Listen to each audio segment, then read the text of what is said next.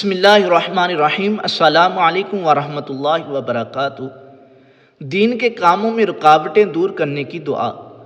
اللہم فاطر السماوات والارض عالم الغیب والشہادۃ انت تحکم بین عبادک فیما کانوا فیہ یختلفون۔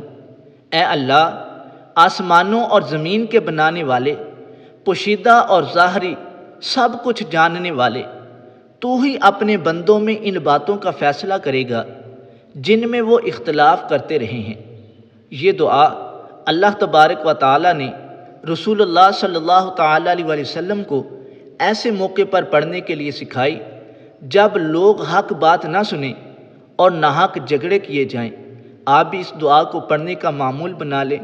انشاءاللہ دین کے کاموں میں جتنی بھی رکاوٹیں ہیں سب دور ہو جائیں گی۔ لوگ آپ کی بات کو سنیں گے، عمل کریں گے۔